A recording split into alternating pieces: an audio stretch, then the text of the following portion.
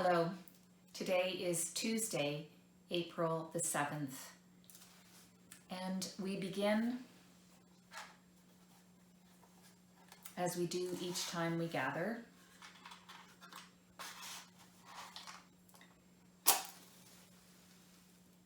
by lighting the Christ candle.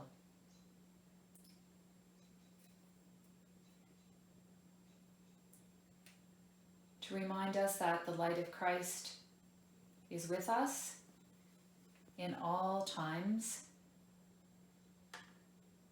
and in all places, and especially in this week, guiding us on our way. The reading for today is also from John's Gospel, as it was yesterday, and also from the 12th chapter of John's Gospel. And I'm reading from chapter 12, verses 20 through to 36. And the invitation, again, is to listen for a word or a phrase that speaks to you in the passage. This time there is not so much a scene for you to imagine yourself present in. And it may be that after the reading is finished, you might want to just pause the video and to do some more pondering about that word or that phrase that you have heard. You might want to journal about it. You might want to do something in the Ignatian tradition that is called a colloquy, which is essentially an imagined conversation that you would have with Jesus or with Mary, with Mother Mary. It's a way to hear more deeply what is being said to us through a prayer experience, as if someone were there with us, the most trusted people we could imagine, the most trusted person listening to what we have to say. And so if you want to do that, if you want to pause the video and do that for yourselves, you might not even need to listen to what I have to say about the passage, what I've heard in it. I want to invite you to do that. Now, among those who went up to worship at the festival were some Greeks. They came to Philip, who was from Bethsaida in Galilee, and said to him, "Sir, we wish to see Jesus." Philip went and told Andrew. Then Andrew and Philip went and told Jesus. Jesus answered them, "The hour has come for the Son of Man to be glorified. Very truly I tell you, unless a grain of wheat falls into the earth and dies, it remains just a single grain. But if it dies, it bears much fruit.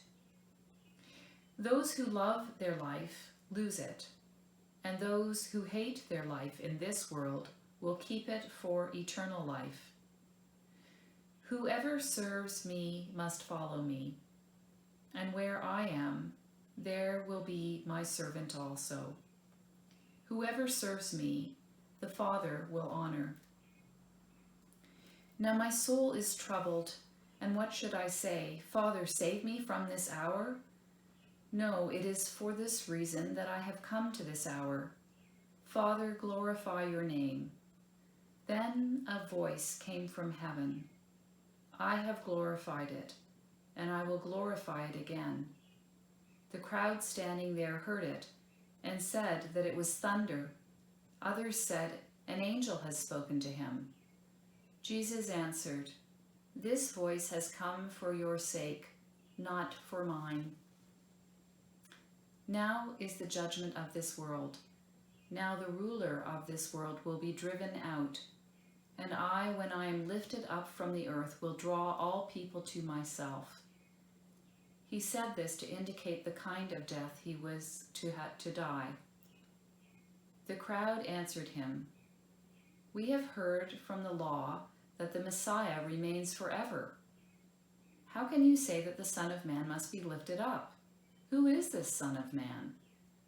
Jesus said to them, "The light is with you for a little longer. Walk while you have the light, so that the darkness may not overtake you. If you walk in the darkness, You do not know where you are going. While you have the light, believe in the light, so that you may become children of light.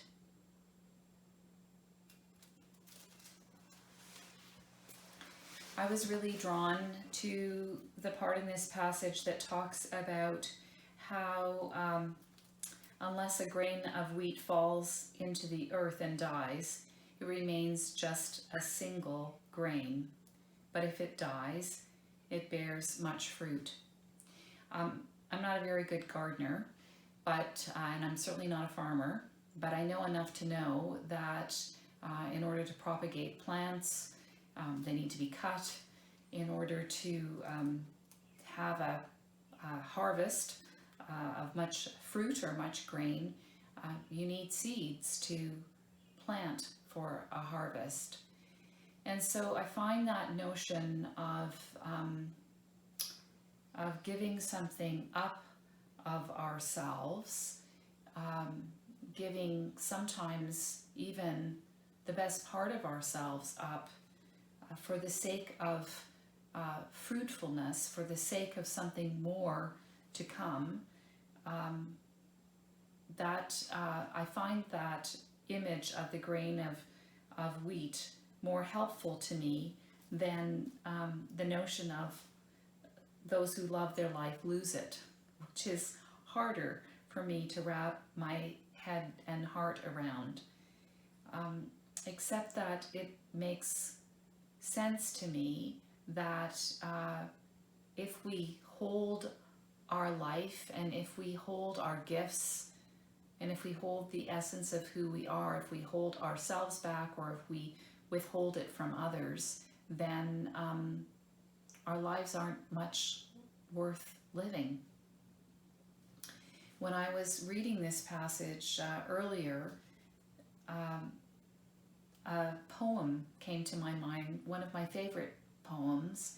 It's called The Goldenrod by Mary Oliver. And so I want to share that poem with you now. And I love the way that, to me, it speaks about the grain of wheat falling into the earth, into the darkness of the earth. And it also speaks to me of that piece at the very end of this passage, that beautiful piece that says that while you have the light, believe in the light, so that you may become children of light. So the goldenrod speaks both of giving things up and of being light. It goes like this. Goldenrod. On roadsides, in fall fields, in rumpy branches, saffron and orange and pale gold, in little towers, soft as mash, sneeze bringers and seed bearers, full of bees and yellow beads and perfect flowerets and orange butterflies. I don't suppose much notice comes of it, except for honey, and how it heartens the heart with its blank blaze. I don't suppose anything loves it, except, perhaps, the rocky voids filled by its dumb dazzle. For myself, I was just passing by when the wind flared, and the blossoms rustled, and the glittering pandemonium leaned on me. I was just minding my own business when I found myself on their straw hillsides, citron and butter-colored, and was happy. And why not? Are not the difficult labors of our lives full of dark hours? And what has consciousness come to anyway, so far, that is better than these light-filled bodies? All day on their airy backbones they toss in the wind. They bend as though it was natural and godly to bend.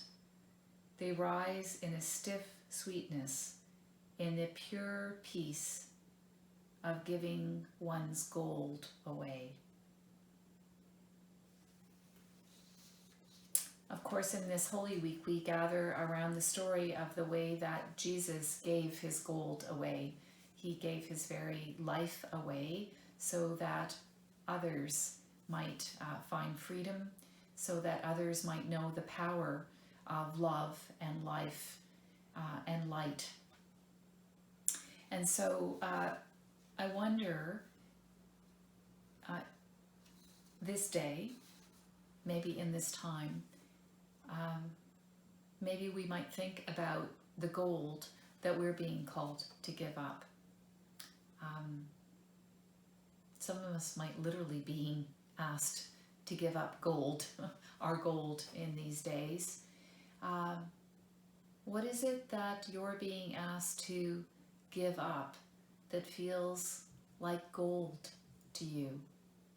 It might be something about the goodness of who you are. It might be something about something that you cherish in your life that you're being asked to give up or give away. The only way that we'll discover how that gold that we give up will multiply and become fruitful will be to let go of it. What's the gold in your life that you are being asked to give up this Holy Week? I'm going to close by singing Hold Us in Your Grace. Hold us in your grace, O God, hold us in your grace. Hold us in your grace, O God, hold us in your grace. Hold us in your grace. Hold us in your grace. Hold us in your grace, O God, hold us in your grace. Hold us in your grace, O God, hold us in your grace. Hold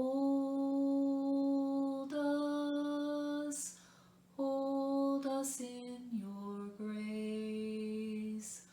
Hold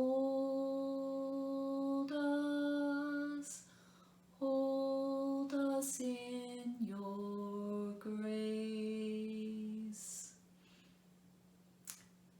May this day be a day full of rich blessings for you.